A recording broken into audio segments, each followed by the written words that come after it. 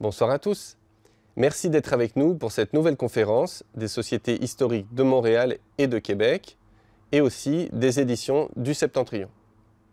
Aujourd'hui, nous allons parler d'un crime, un assassinat commis au XVIIe siècle. La victime s'appelle René Robert Cavelier de la Salle. Bon, les circonstances de cet acte sont bien connues. Il a été mis à mort le 19 mars 1687 par un de ses compagnons de voyage, lors de sa dernière expédition pour retrouver l'embouchure du Mississippi. Cavelier de la Salle est un explorateur français, pour le moins fougueux et audacieux, qui n'en est pas à son premier voyage. Il s'est lancé dans une quête éperdue de territoire. Au centre de l'Amérique du Nord, depuis les Grands Lacs canadiens jusqu'au golfe du Mexique. Sa dernière expédition, plus ambitieuse que les autres, marquera sa fin, mais laissera en suspens un grand nombre de questions. Pour tenter de répondre à ces interrogations, pour mieux saisir la portée de la mort de cet homme, nous nous tournons ce soir vers l'historienne Raymonde L'Italien. Bonsoir Raymonde. Bonsoir. Raymonde L'Italien vient de sortir un ouvrage chez Septentrion pour donner un nouvel éclairage sur ce qu'elle qualifie d'affaire d'État. D'ailleurs, le titre, c'est « La Louisiane, une affaire d'État ». Nous la recevons aujourd'hui car nous allons parler abondamment des deux textes qui composent ce livre, qui ont été rédigés par des participants de l'expédition. Il s'agit de Jean-Baptiste Minet et d'Henri Joutel.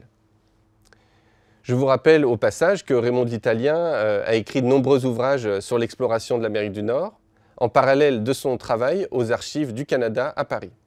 Donc je me tourne vers vous, Raymonde, pour démarrer cet entretien avec une première question, puisque au centre de ce livre, il y a le personnage de René Robert Cavelier de la Salle. On a envie d'en savoir plus sur lui.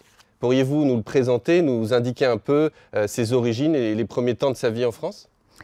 La Salle est née à Rouen, dans une famille de bourgeois, une famille de commerçants assez fortunés, et dans un environnement extra-familial aussi confortable.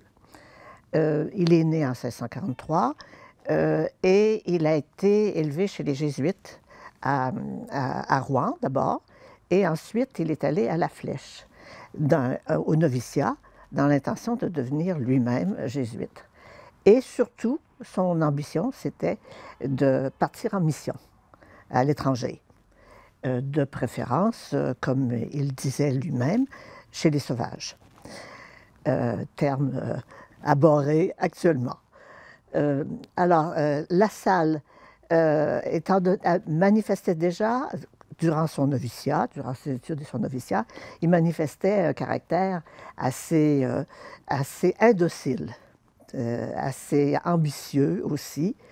Et étant chez les Jésuites, il n'est pas arrivé à avoir l'autorisation de partir en mission parce qu'on craignait son impétuosité, son indiscipline. Alors, il a fait un peu d'enseignement pendant 2 ou 3 ans, et puis il est sorti de chez les Jésuites en 1667, et il a décidé d'aller rejoindre son frère, son grand frère, qui était chez les Sulpiciens à Montréal. Alors, il prend déjà une option pour, disons, s'allier aux Sulpiciens dans ses voyages. Alors, il ne tarde pas. Il sort de chez les Jésuites au printemps 67 et tout de suite à l'été, il s'embarque pour Montréal. Et là, il s'installe chez les Sulpiciens qui lui attribuent une concession de terre. Une concession de terre qui correspond actuellement à La Salle, à la ville La Salle, et qui aussi prendra le nom plus tard, enfin une autre, ça faisait aussi partie du territoire, qui prendra le nom de Lachine, parce qu'il souhaitait traverser le continent pour aller à la Chine. Donc, il est arrivé vraiment à Montréal avec un esprit de curiosité et d'explorateur. Très bien. Et justement, il va viser des territoires qui ont déjà été en partie explorés par deux personnages très célèbres que sont Marquette et Joliette. Est-ce que vous pouvez nous parler de leurs travaux, de ce qu'ils ont entrepris eux-mêmes avant Cavelier de la Salle? Oui, alors Marquette et Joliette, ils vont partir du côté à la recherche d'une voie navigable entre les Grands Lacs et le sud. On croyait à ce moment-là qu'il y avait une voie qui allait déboucher vers l'ouest, c'est-à-dire vers le golfe de Californie. Alors, Marquette et Joliette sont partis, mais en 72, juste avant le départ de Marquette, La Salle va déjà avoir l'occasion de faire lui-même un peu d'exploration, en particulier du côté des lacs, des Grands Lacs, des lacs Ontario. Alors, en très peu de temps après son installation, La Salle n'exploite pas sa propriété et en début 1669, donc à peine 2 ans après son arrivée, il décide de revendre sa propriété et d'investir pour un voyage d'exploration. Alors, il y a une chose qu'il faut rappeler aussi, c'est que ces voyages d'exploration coûtaient cher, demandaient un équipement, demandaient d'avoir des partenaires, des compagnons. Il fallait les payer, il fallait les nourrir, il fallait les payer. Et ces voyages n'étaient très rarement entièrement payés par l'État, par le gouvernement colonial. C'était l'explorateur lui-même qui cherchait des capitaux et qui investissait. Donc, dans un premier temps, la vente de sa propriété lui a servi et il a obtenu des prêts de la part de négociants. Mais ce genre de fonctionnement exigeait aussi que l'exploration rapporte de l'argent. Et c'est pour ça qu'il y avait à peu près un seul moyen de rapporter des revenus de ces expéditions, c'était en faisant la traite des fourrures, en faisant le commerce des fourrures. Et de faire bénéficier les revenus auprès des emprunteurs, des prêteurs. Donc, La Salle prépare cette exploration pendant une bonne année et il part en 1669. Il va y rester un peu plus d'1 an et il va trafiquer effectivement dans le sud des Grands Lacs, surtout du lac Ontario, en allant un peu plus à l'ouest. Mais le grand avantage qu'il tire de cette époque-là, c'est qu'il prend contact avec des nations indiennes sur place, dont les Iroquois, et ça peut nous étonner maintenant parce qu'on connaît la suite de son histoire. Finalement, il s'entend très bien avec les Iroquois et il apprend suffisamment la langue pour que, très peu de temps après, il est sollicité par le gouverneur Frontenac pour aller négocier une installation, l'installation d'un fort sur le bord du lac Ontario. Donc, il a cette première expérience et pendant ce temps-là, est arrivé l'intendant Jean Talon à Montréal, à Québec, et le gouverneur Frontenac, Jean Talon en 1670 et Frontenac en 72, et tous deux souhaitent vivement étendre le territoire de la Nouvelle-France. Donc, ils vont mandater dans un premier temps deux Canadiens, Louis Joliette et le jésuite Jacques Marquette, pour aller essayer de repérer cette voie navigable qui pourrait les conduire vers l'ouest, vers le sud-ouest. Alors, ils sont partis en 1672 et ils se sont allés jusqu'à l'embouchure, jusqu'au confluent du Mississippi et de l'Ohio, ce qui était déjà une très bonne distance. Et ils ont obtenu par la même occasion des informations sur la suite. Et la suite laissait anticiper que cette voie navigable pouvait continuer jusqu'au golfe du Mexique et non pas vers l'océan Pacifique, mais ce n'était pas encore une certitude. Donc, La Salle, pendant ce temps-là, lui, il va refaire des voyages en France pour soutenir son projet de reprendre l'exploration de cette voie navigable vers le sud. D'un point de vue stratégique, qu'est-ce qu'on peut dire? Est-ce qu'il y a un intérêt pour la France à s'établir sur ces nouveaux territoires? Est-ce qu'il y a d'autres puissances coloniales qui ne sont pas loin? Oui, maintenant, dans un premier temps, justement, le secrétaire d'État à la Marine, Jean-Baptiste Colbert, qui gérait les colonies, il n'était pas très favorable à une expansion trop grande de la colonie. Il souhaitait plutôt que la population se concentre dans la vallée du Saint-Laurent, développe les terres et en même temps développe le commerce et des industries.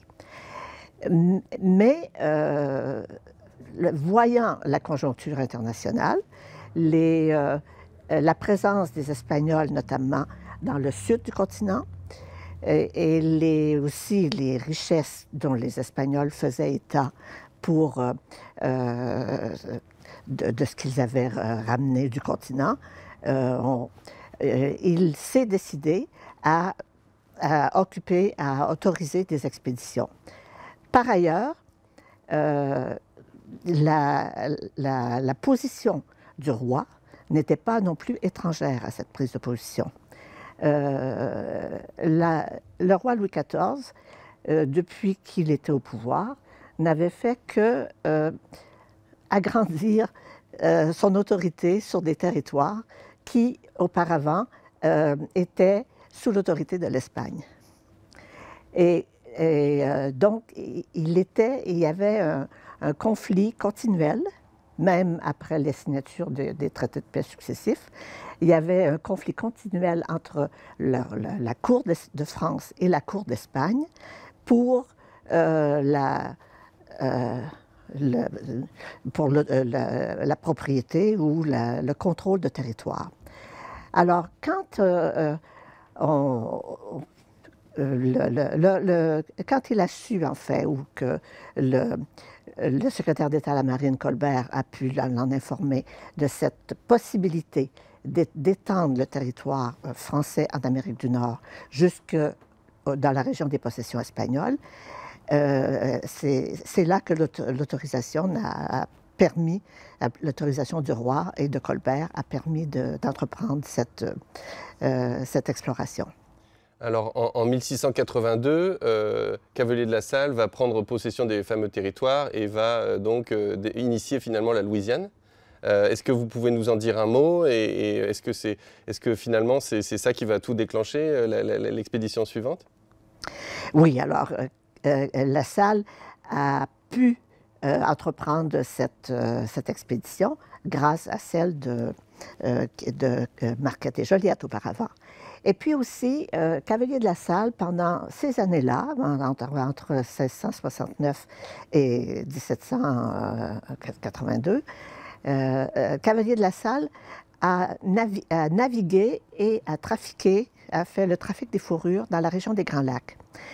Il s'est familiarisé avec les différentes populations autochtones et avec le territoire. Il a obtenu des informations de tout le réseau hydrographique du Mississippi, de l'Ohio, de la rivière des Illinois, en fait.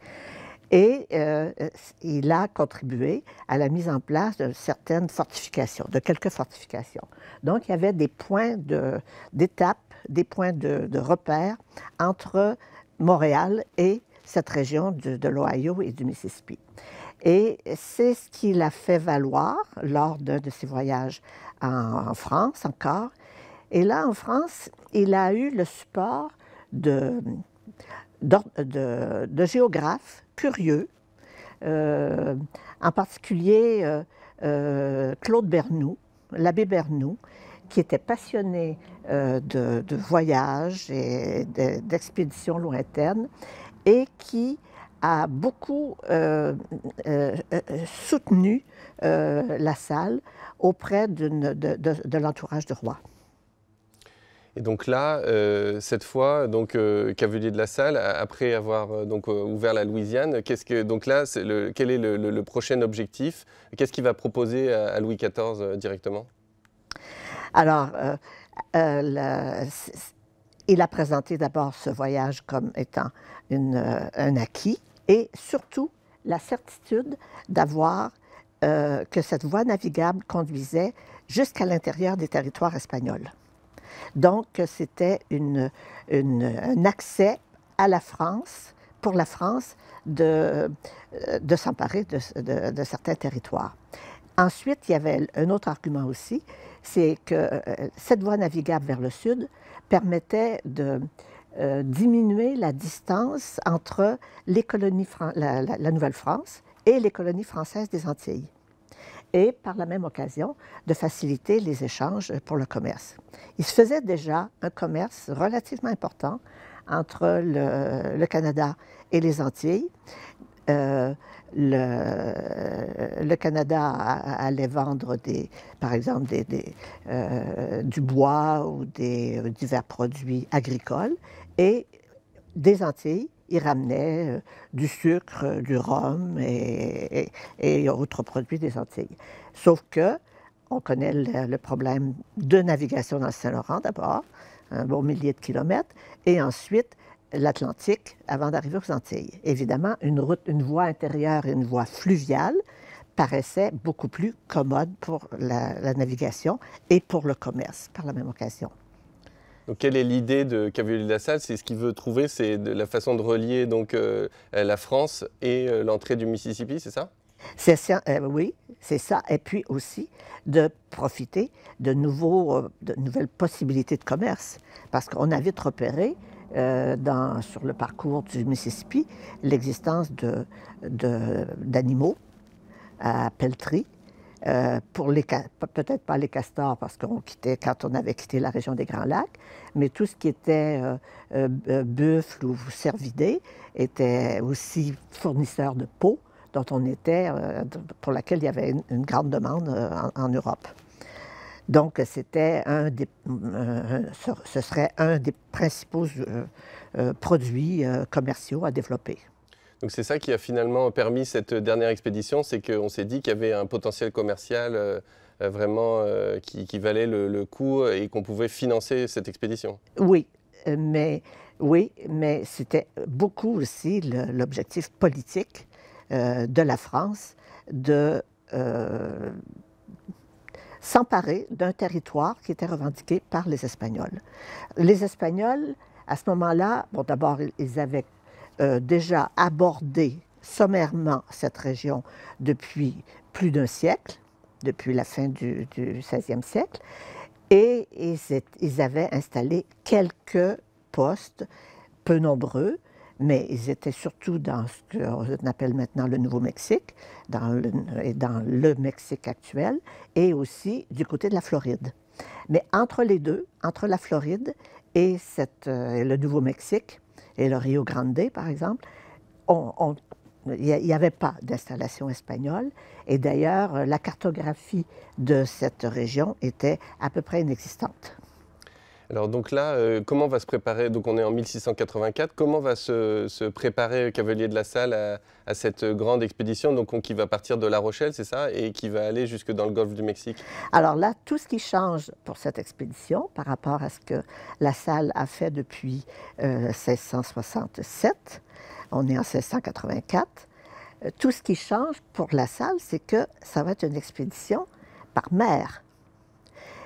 Jusque-là, Cavelier de La Salle, lui, était entré au Canada par le Saint-Laurent, avait navigué dans la région des Grands Lacs, enfin surtout marché, parce que les voyages se faisaient à pied, en canot, et se faisaient à pied surtout l'hiver, parce que c'était plus facile de se déplacer en hiver que dans les broussailles ou dans les marécages durant l'été. Alors, c'est ce que La Salle connaissait.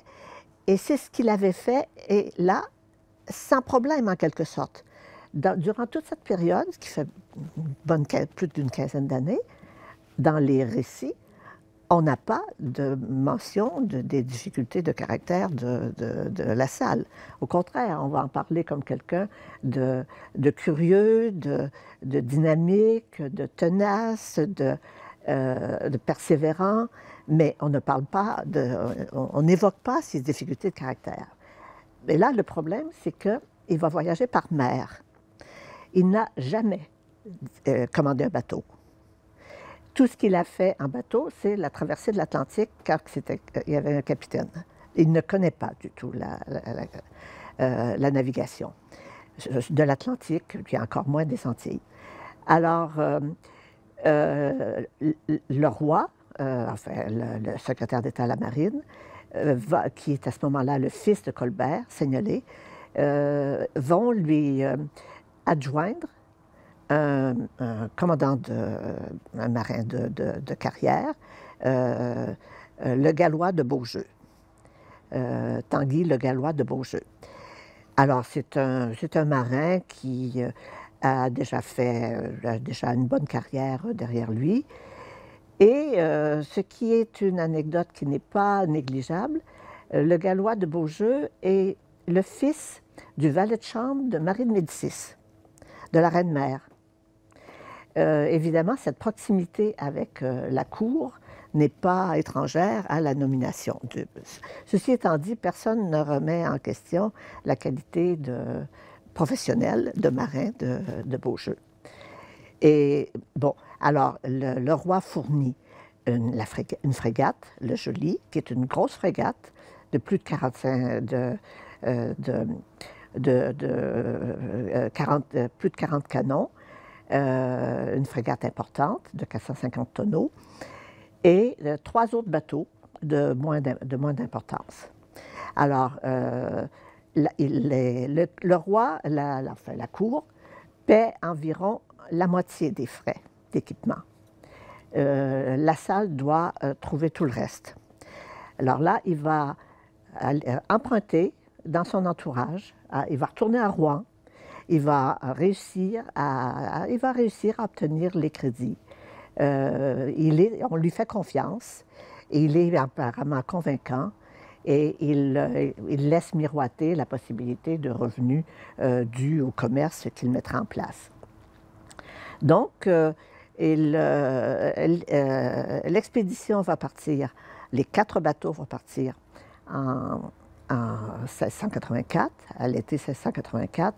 Il va y avoir un peu de problèmes au départ. Un bateau, le Joli, va perdre son mât. On va être obligé de revenir à la base, réparer le mât. Le Beaujeu se fait faire des reproches à cet égard. Apparemment, à ce moment-là, le ministre, le secrétaire d'État à la Marine, Seignelay, a beaucoup plus d'estime pour La Salle que pour Beaujeu. Et d'ailleurs, Beaujeu doit être à la disposition de La Salle. Il a été sollicité pour tout ce qui était question de navigation. Mais il doit obéir aux ordres de La Salle. Puis, il y a une chose un peu étrange dans cette mise en place, dans ce départ, c'est que on demande à Beaujeu de conduire le bateau où La Salle l'enverrait, mais sans savoir où. Il y a un secret sur la destination de l'expédition. Est-ce que c'est La Salle qui l'a demandé? Est-ce qu'il l'a demandé par précaution parce que lui-même ne connaissait pas bien la route? Mais ce sera déjà une source de malentendu et une source de frustration parce qu'évidemment, un capitaine de navire de la qualité de Beaujeu qui doit conduire une expédition sans savoir où aller, c'est quand même assez gênant. Donc, il y a une indisposition dès le départ entre ce double commandement, d'ailleurs un double commandement qui est aussi inhabituel dans une expédition maritime, un capitaine de navire comme selon le dicton, est maître après Dieu. Mais s'il ne sait pas où il va et s'il doit obéir aux ordres du chef d'expédition qui lui-même ne connaît pas la route, voilà, il y a ce malentendu dès le départ qui va poser problème. Donc là, maintenant, nous allons entrer dans le vif du sujet, dans vraiment votre livre, La Louisiane, une affaire d'État. Le livre, en fait, se compose de deux parties. On commence avec le récit de Jean-Baptiste Minet, donc un ingénieur dont on va longuement parler, et puis il y a ensuite celui d'Henri Joutel. Alors, ce qui est très intéressant, c'est que ce sont deux personnages vraiment très différents et plutôt opposés. Donc, on va commencer avec le récit de Jean-Baptiste Minet. Comment on a retrouvé ce récit? Qu'est-ce que vous avez fait pour le retranscrire? Quel a été votre travail à ce sujet? Le récit de Jean-Baptiste Minet, bon, d'abord, dans le livre, on ne reproduit que la partie concernant le voyage de 1684-1685, parce qu'il est rentré en France en 85. Mais le récit complet de Jean-Baptiste Minet comprenait aussi le récit du voyage précédent de La Salle. Alors, ce document a été en vente chez un antiquaire et il a été acheté par les Archives du Canada en 1981. Et c'était un document qui avait circulé des mains d'un antiquaire à l'autre. En fait, en lisant le document, on comprend un peu comment il n'a pas été intégré dans les fonds officiels de la Marine. C'est que Jean-Baptiste Minet, qui était un ingénieur du roi, c'est-à-dire un ingénieur affecté surtout à la construction des fortifications. Et il avait une bonne carrière d'ingénieur. Quand il a été quand il a été embarqué sur le Joli avec Beaujeu pour aller faire partie de l'expédition, il avait comme mandat de procéder à la direction des constructions de fortifications en Louisiane.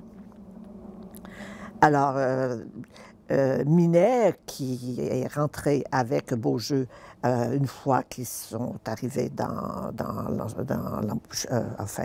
le golfe du Mexique, il n'a pas voulu rester pour la construction. Eh bien, au retour, il a été emprisonné à la tour de La Rochelle pour avoir quitté ses fonctions. Et c'est là qu'il a écrit son récit. Et il avait déjà pris des notes sur le bateau. Il avait eu le récit de marins qui avaient accompagné La Salle au moment de l'expédition de 1682. Alors, il a repris le récit de l'expédition de 1682, ainsi que de celle de 1684. Et je reproduis ici uniquement celle de 1684. Alors, évidemment, Minet, il soutenait beaucoup son patron Beaujeu. Il avait beaucoup de griefs beaucoup de critiques contre Cavalier de La Salle. Et comme il a été emprisonné à la suite de cette infidélité, de cette désertion de l'expédition, eh bien, il est très amer. Et si son récit en lui-même, qui probablement correspond à des notes qui ont été prises au cours du voyage, son récit où il rapporte exactement les mouvements du navire, des vents, les profondeurs d'eau, la description des territoires, c'est absolument professionnel et neutre. Par contre, tout ce qui est relations humaines, c'est très tumultueux. Donc, il est amer, il est mécontent de la tournure du voyage, et en prison, il écrit probablement la suite du voyage et ses propres réflexions et interrogations où il ne dit aucun bien de La Salle. Alors c'est le moins qu'on puisse dire. En effet, il est même assez violent dans ses propos. Je vais vous en lire un passage, mais d'abord, racontez-nous, en fait, vous avez retranscrit ce texte, mais est-ce que vous avez gardé vraiment les mots d'origine ou vous avez un peu modernisé le langage? J'ai transcrit le texte en conservant les mots d'origine, le rythme de la phrase, la place des mots dans la phrase, mais la seule chose que j'ai modifiée, c'est rectifier la ponctuation et aussi ajouter des majuscules quand il en fallait. Alors, j'ai aussi fait des paragraphes, mais je n'ai pas modifié les phrases dans l'ordre des phrases. Donc là, je vais vous lire un petit passage qui donne une certaine idée de l'ambiance qui règne au cours de l'expédition. Donc là, donc c'est un paragraphe que vous avez appelé « Méfiance entre l'ingénieur Minet et La Salle ». Monsieur de La Salle avait toujours 5 ou 6 espions sur le pont. On ne pouvait dire un mot qui ne fût interprété mal à propos. Pour moi, comme monsieur le marquis de Seignelay m'avait ordonné de lui obéir touchant ma commission d'ingénieur et ayant des mesures à garder avec lui, joint aux promesses qu'il m'avait faites que je devais être riche à jamais, je ne disais mot et tâchais d'adoucir son esprit qui s'aigrissait pour un rien. Mais je ne fus point exempt non plus que les autres. Il dit que j'étais un espion de ses actions, que l'on m'avait envoyé avec lui pour voir entièrement ce qu'il ferait, que c'étaient ses ennemis qui m'avaient donné à monsieur le marquis de Seignelay pour m'en aller avec lui. Donc là, qu'est-ce qu'on apprend à travers ce passage? Comment vous expliquez cet antagonisme aussi fort? Comment La Salle en est venue à se méfier autant d'un de ses principaux participants? Je crois que le point de départ, on l'a signalé tout à l'heure, c'était le secret et le fait qu'on lui impose un chef, hein, c'est-à-dire au moins pour la navigation. Et alors, et aussi, ajoutons que, étant donné qu'il y avait 2 chefs, ce n'était pas La Salle qui avait choisi ses partenaires. C'est peut-être ce qui explique que jusque-là, on n'avait pas signalé vraiment de désaccord entre La Salle et ses compagnons d'exploration. Et là, avec l'expédition, avec les engagés de Beaujeu, il n'a que des désaccords. Alors qu'avec ceux qui l'accompagnaient depuis déjà plusieurs années, apparemment, tout se passe bien. Mais ça, on le voit dans le récit de Joutel par la suite. On va en parler après. Donc là, où est-ce qu'ils en sont en fait? Ils vont arriver dans le golfe du Mexique, mais qu'est-ce qui se passe à ce moment-là? Est-ce qu'ils arrivent à trouver l'embouchure du Mississippi? Alors, ils vont arriver dans le golfe du Mexique. Ils vont s'arrêter d'abord à Saint-Domingue, où il y a une colonie française. C'est d'ailleurs l'intendant Bégon qui est là. Et ils vont s'arrêter et ils vont essayer d'obtenir des informations sur justement le Mississippi, et qu'on appelle le fleuve Colbert. Mais personne ne peut leur en donner. Le problème, c'est que les Espagnols n'ont pas fait de carte. En fait, ils n'ont pas vraiment exploré cette région-là.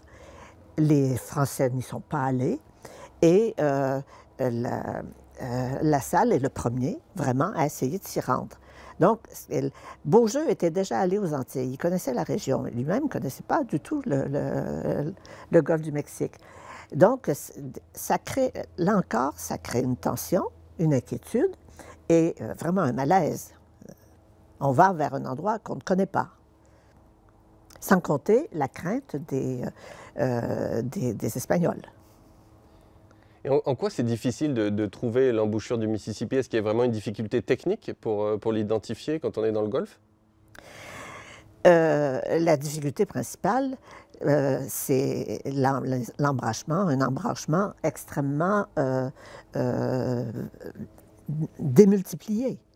Il y a je ne sais combien de bras à l'embouchure du fleuve du Mississippi. Il semble que ce soit, avec le Mekong, les deux fleuves sur la planète qui ont des embranchements aussi étendus. Et c'est bon. Personnellement, j'ai pas navigué dans le golfe du Mississippi, mais j'ai fait la route entre la Floride et le Texas, jusqu'à la baie de Matagorda, justement. Mais, et effectivement, on traverse des ponts sans arrêt. Alors, alors qu'est-ce qu'il y a entre les ponts? Eh bien, il y a des marais. Il y a des marais, c'est un terrain marécageux, c'est sableux. On le sait bien avec tous ces marais de la Louisiane où les Acadiens se sont installés. Et alors, il faut se rappeler aussi que la Salle était arrivée à l'embouchure, à l'intérieur de ce qui est actuellement la Louisiane, et à l'embouchure d'un des bras. Et que c'était à peu près au niveau de la latitude, c'était à peu près à 2 degrés au-dessus du littoral du golfe du Mexique. C'est beaucoup 2 degrés. Donc, il ne retrouvait pas l'endroit. Il savait bien que quand il était à l'endroit de l'embouchure où il a désigné le territoire du nord de Louisiane, il savait qu'il n'était pas encore sur la mer. Mais il ne savait pas à quelle distance. Personne ne le savait non plus. Donc, il n'y avait qu'une chose à faire, c'est de chercher. C'est ce qui explique donc l'expédition va s'enliser et qu'ils vont commencer notamment, suite à des problèmes techniques, à manquer de vivres. Puis comme vous l'avez souligné, il n'y a pas une faune très abondante, ce n'est pas idéal pour se nourrir. Il y a aussi des autochtones qui sont présents et qui parfois vont chercher, ils vont rentrer en conflit avec eux. Donc je vais vous lire un second passage où vraiment là l'expédition commence à tourner, à prendre vraiment un aspect tragique. Parce que le paragraphe s'appelle « Les vivres manquent ». Les vivres s'en vont tous les jours. Il n'y a plus que de la farine et du vin. Il devait y avoir 200 soldats, il n'y en a que 100, et il en meurt 2 ou 3 toutes les semaines. Dans le lieu où il est, il n'y a que de l'eau de pluie, point de chose. Il dit que sa rivière est bourbeuse, les lacs sont beaux et clairs, bien salés. Donc là, c'est Minet qui parle de Cavelier de la Salle, qui cherche désespérément cette fameuse embouchure. Qu'est-ce qu'on peut en dire en fait? Qu'est-ce qui se passe? Parce que Minet était censé à la base venir là pour construire des forts. Là, on a l'impression qu'il n'est pas du tout en train de faire ça. Qu'est-ce qui s'est passé?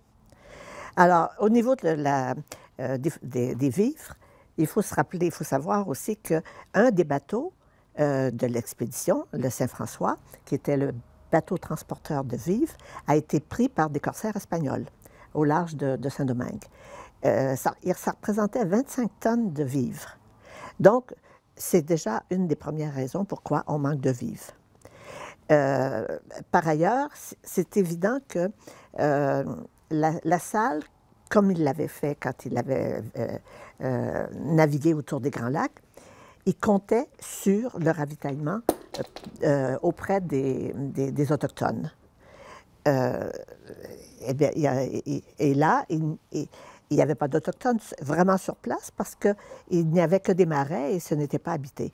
Et donc, là, c'était un problème lié à l'ignorance de la configuration géographique et à la perte de ce bateau qui était considérable. Et d'ailleurs, un peu plus tard, il va perdre encore un autre bateau qui va s'échouer, l'Aimable, et qui, là aussi, avait l'essentiel du ravitaillement qui restait. Pourquoi Minet refuse de venir construire un fort? C'est quoi pourquoi il n'accepte pas d'accomplir sa mission, en fait? Oh, il y a probablement plusieurs raisons. D'abord, pour un ingénieur, aller construire un fort sur des marécages, ce n'était pas forcément une perspective réalisable, premièrement. Et puis aussi, il y a ce désaccord qui s'est installé dès le départ et qui perdure. Ça fait un an, là, un an complet que ça dure. C'est beaucoup. Est-ce qu'ils sont très loin du bon endroit, finalement? Est-ce qu'on le sait, ça?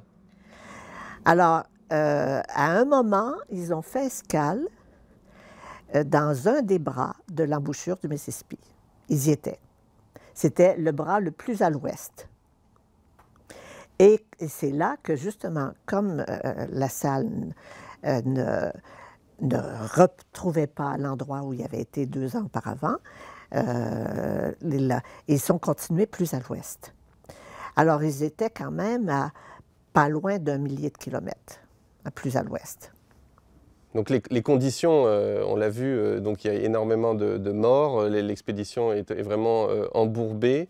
Là, on a ensuite Beaujeu et Minet qui vont quitter l'expédition, qui vont partir avec plusieurs membres de l'équipe. Pourquoi La Salle les laisse repartir en France, en fait? Qu'est-ce qu'il a en tête à ce moment-là?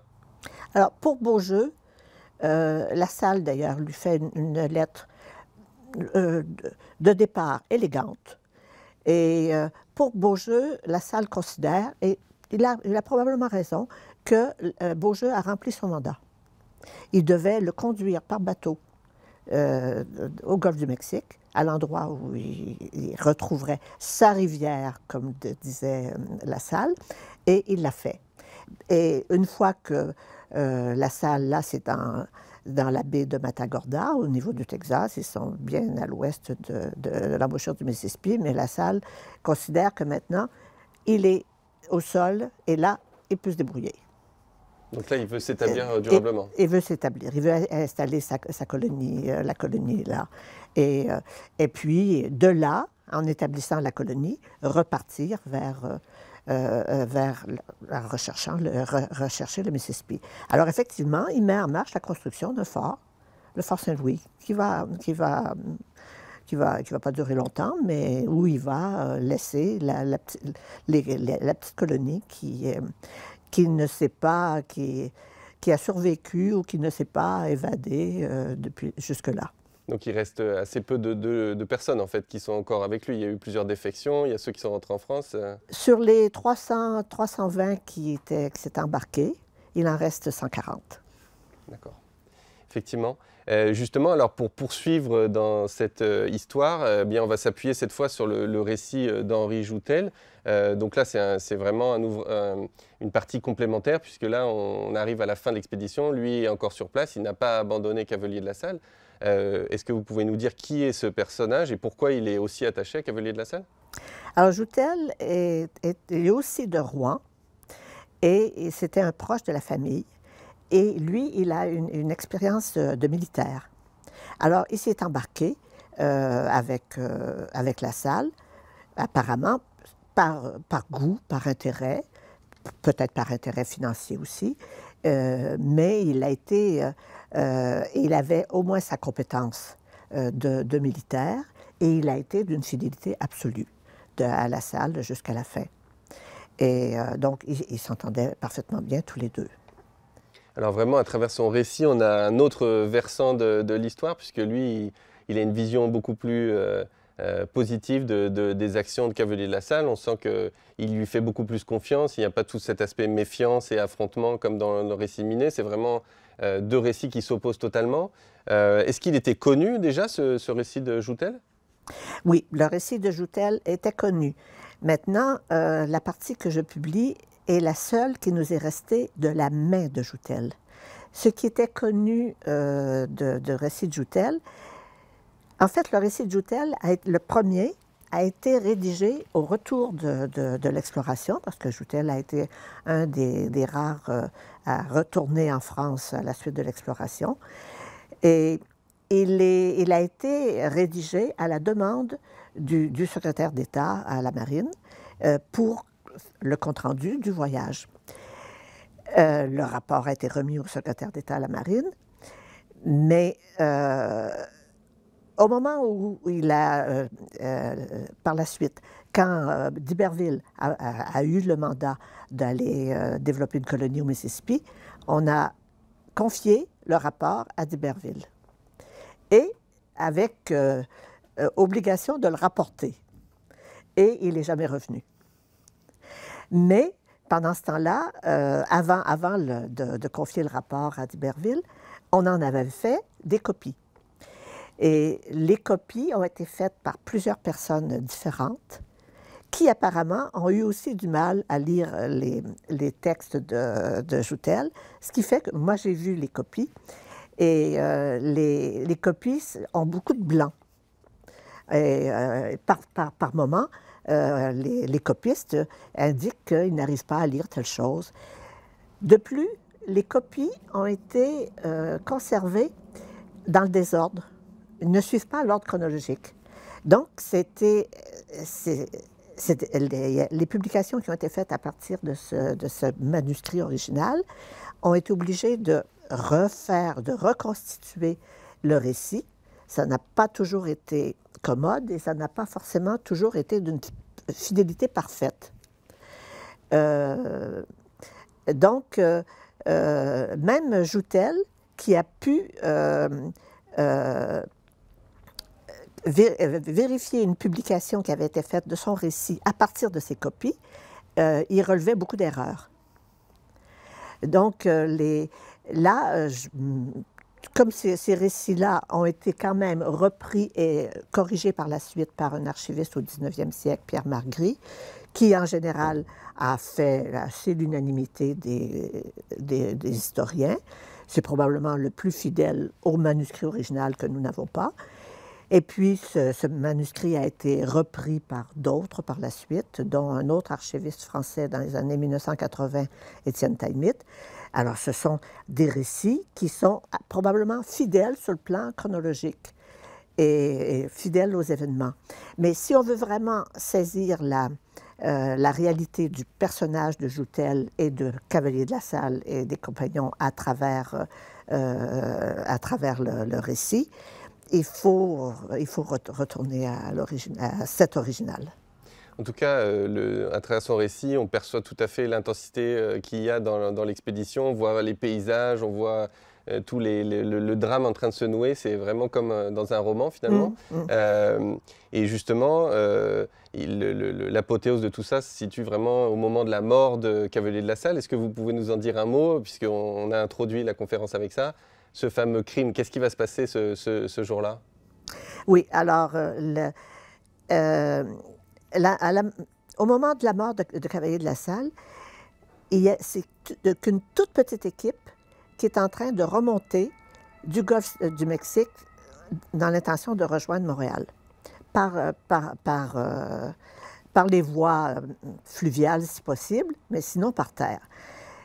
Et au moment ils sont 16 au départ du Fort Saint-Louis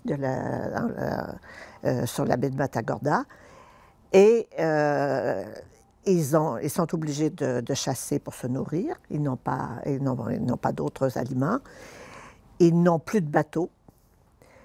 Ils arrivent à négocier des chevaux pour porter leur bagage.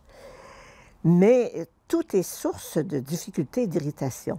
Non seulement ils ne savent pas où aller, et tout ce qu'ils savent, c'est qu'ils retournent vers le nord. Ils ne savent pas où aller, ils ne savent pas comment y aller. Et ils sont démunis de tout, sauf d'encore de leurs armes pour chasser et des possibilités de se nourrir. L'un de ceux qui est le plus précieux dans le groupe, c'est le compagnon, Nika, un Chaouanon, qui accompagne le Cavalier de la Salle depuis 1669 et qui apparemment fait l'unanimité. Il est apprécié de tout le monde, Nika. Donc, il reste que malgré tout, à l'intérieur, ils sont tous déçus parce qu'ils espéraient tous aller là pour s'enrichir, pour avoir des territoires ou pour revenir avec une certaine gloire. Alors, là, ils sont obligés de revenir à pied vers Montréal. Il y avait une tension évidente et la tension se porte à ce moment-là sur le chef, forcément. Et lui-même, de toute évidence aussi, était exténué. Il a été malade, comme la plupart d'ailleurs, mais on signale plusieurs fois des maladies, des fièvres de la Salle. Mais malgré tout, ils avancent. Ils avancent. Ils avancent en se nourrissant comme avec la chasse. Alors, mais la tension est toujours constante. Chacun a quelque chose à reprocher aux autres, un grief quelconque précédent. Alors, l'événement qui a déclenché ce qui nous est rapporté l'événement qui a déclenché un massacre, ça a été à l'occasion après une chasse, au moment où on a eu à répartir les morceaux de viande. entre les uns et les autres. Certains étaient mieux considérés que d'autres. Et celui qui était à ce moment-là Moranget, qui avait un peu la responsabilité de la petite équipe qui était partie chasser, a décidé de se garder les meilleurs morceaux. Et les autres, ils en ont voulu. Ils ont dit qu'ils ont ressorti les anciens griefs qu'ils avaient contre lui et ils ont décidé de l'assassiner. Ils l'ont assassiné et pour que les autres, ils ont assassiné ceux qui étaient à sa faveur. Alors, il y en a cité 3 d'affilée, y compris Nika, le Chaouanon, celui qui savait le mieux chasser. Alors, là-dessus, Cavalier de la Salle, qui n'était pas avec eux, s'est inquiété de ne pas avoir de nouvelles au bout de quelques heures, au bout d'une demi-journée. Il a décidé d'y aller, d'aller voir. Et puis, quand on a vu arriver Cavalier de la Salle, on s'est dit, ça y est, il va nous attraper. Il va tous être, il va nous dénoncer. Et ils l'ont tué. Donc, ça a été une démarche de représailles, si je peux dire. Et là, ils se sont défoulés, si on peut dire, en insultant Cavalier de la Salle et en le méprisant et en se réjouissant d'une certaine façon de s'être débarrassé de lui. Donc, effectivement, c'est une fin horrible. Et donc qui va marquer la fin de Cavalier de la Salle et de son expédition. Est-ce que du coup, on peut considérer que cette expédition est un échec total ou il va rester quelque chose de positif de tout ça? Alors, les compagnons qui restent, il en restera 5. Il y en a qui vont s'arrêter en cours de voyage, mais il en restera 5 qui vont se rendre à Montréal, dont Joutel. Et le père Anastase Doué. Alors, ils ont voulu garder le silence sur la mort de la Salle dans un premier temps pour ne pas créer de panique. Et puis aussi, pour répondre à la question, pour essayer de faire valoir ce qui avait pu y avoir de positif dans l'expédition. Et entre autres, bon, la principale chose qui était positive, et ça faisait partie du projet, c'était la connaissance des lieux, qui là rectifiait, même involontairement grâce au récit de Minet, qui révélait quelle était la géographie des lieux, ce qui était la raison principale pour laquelle cette région n'avait jamais été explorée, était absolument inconnue. Donc, ça a été l'élément le plus positif. Ce principal avantage va donner lieu à une nouvelle expédition 10 ans plus tard, sous la responsabilité de Pierre Lemoine d'Iberville, et qui va y retourner à plusieurs reprises, et avec son frère, Lemoine de Bienville, qui va être considéré comme le fondateur vraiment d'une colonie, une colonie française dans la Louisiane. Et donc effectivement, comme vous l'avez souligné tout à l'heure, les travaux des différents compagnons ont servi à Lemoine d'Iberville qui a pu consulter ces documents avant de partir. Exactement, oui. Et justement, c'est le récit de Joutel qui a servi de base à ce voyage de Pierre Lemoine d'Iberville. Donc tout n'est pas perdu pour Cavalier de la Salle.